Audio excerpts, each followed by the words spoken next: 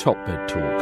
Hi there, I'm Joff Lacey, and I'm now here in the exhibition hall of the annual Congress of Enhanced Recovery and Perioperative Medicine 2018 being held in Fort Lauderdale. So we've just finished a very lively session on perioperative management of blood pressure, and I've been able to drag to one side one of the speakers of the session, Dr. Matt McEvoy from Vanderbilt University, and I just wanted to revisit with him a couple of stats that he put up on one of his slides about post-operative monitoring, and it really instigated quite a lively and inflammatory debate about how we manage patients in the monitor patients in the post-operative period.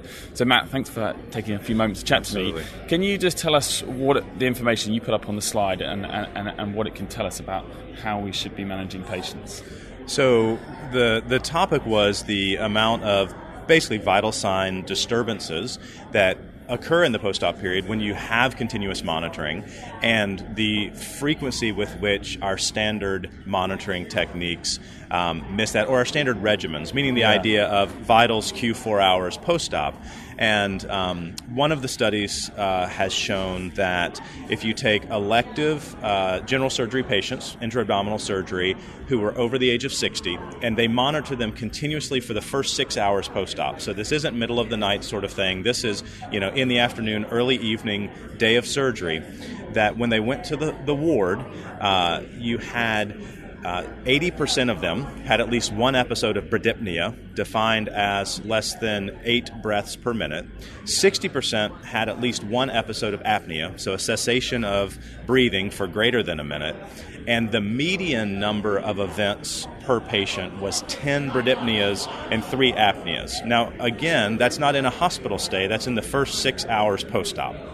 And it's a shock. I assume you were surprised as the audience about that when you first read it? Yes. If someone had said this was emergency general surgery, it was septic patients who were 75 years old and got too much opioids, but this is our routine patient. This is your routine patient, and to me, that's the striking thing. And the same thing, there was another study looking at if you monitor not the respiratory rate, but you look at saturations or desaturations, that 20% of patients, so 1 in 5 of your routine patients, have more than an hour of SATs less than 90%.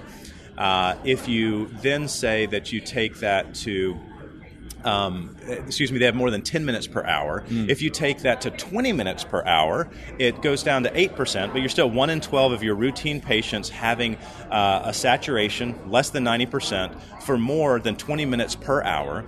And then if you say, well, maybe that's not clinically relevant, they looked at those who were less than 85%, which everyone would agree, you're definitely intervening at that point. Yeah. And most people are. The truth is, even at 90%, that 1 in 12 patients were having more than 5 minutes per hour.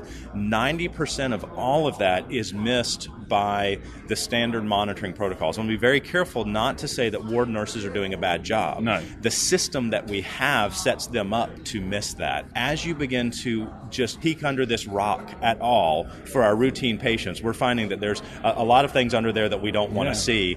But when we look at those, we have lots of association in data that there's really increased harm and increased risk to our patients. And so the idea of better monitoring of the routine patient could potentially improve outcomes tremendously.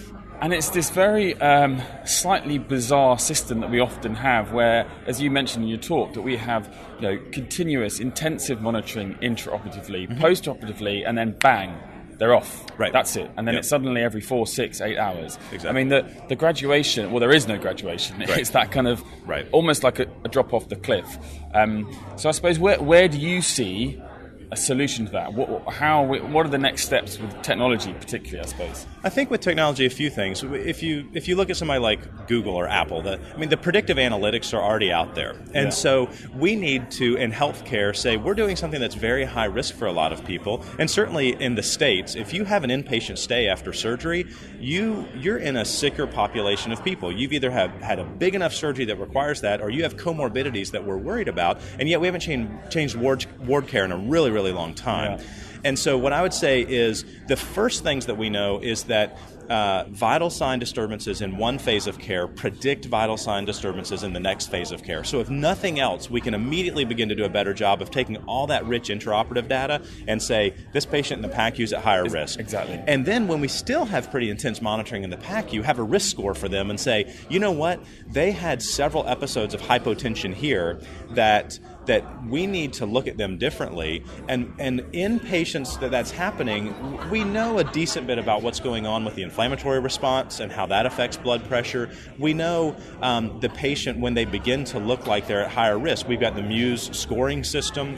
And so we have a number of things right now that would be easy near-term gains, at least from the practice in the United States, where we could take the data we already have. And then I think a phase 2 is better educating the people on the floor. What do we do with that data? Simply collecting more data doesn't help unless we have a response arm that knows what to do with it. And right now I don't think we spend nearly enough time on the education of what's the right thing to do, because there's emerging data coming out saying when you have a hypotensive patient in the PACU or on the floor with standard monitoring techniques, which means you have blood pressure and heart rate but no monitor of flow, that the recommended therapy by the treating clinician at bedside is wrong 80% of the time. Wow. Meaning, if the patient is often vasodilated and giving them fluid isn't going to help the picture, right? And so that's a big part of this as well, is beginning to say, how do we get the right monitoring at the right time, but then train people to understand the right response? Yeah.